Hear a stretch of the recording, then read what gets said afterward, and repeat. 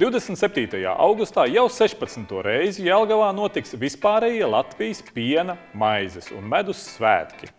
Pirmo reizi šo svētku vēsturē organizatori izaicina saimnieces un saimnieks, kuriem nav sveša pankūku cepšanas māksla. Bet savukārt piena paku regate pulcēs Latvijas atraktīvākos un izdomas bagātākos burātājus, kā arī azartiskākos skatītājus. Piena paku regata pa šiem gadiem ir attīstījusies, kļūsi krāšņāka un vērienīgāka.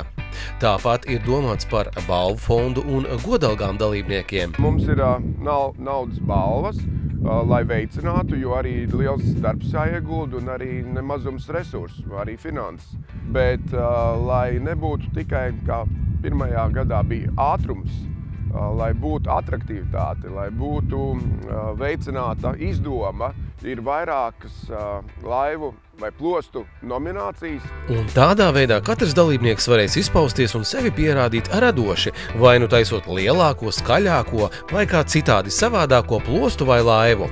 Šī regata ir 27. augusta kulminācija, taču pirms tam ik viens varēs baudīt tos gardumus, ko piedāvās piena, maizes un medus svētkos. Hercoga Jēkaba laukumā piena, maizes, medus svētki mums jau ir no 9 līdz 17.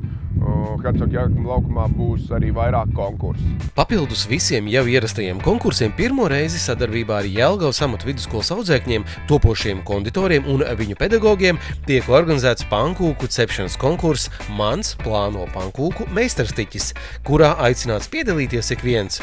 Pamata sastāvdaļas mīklē nodrošina organizators un atbalstītāji. Īpašās garšvielas un receptes noslēpums dalībniekam jāņem līdz pašam. Iepriekšējā pieteikšanās dalībai līdz 24. augustam. Ieeja svētkos ir bez maksas.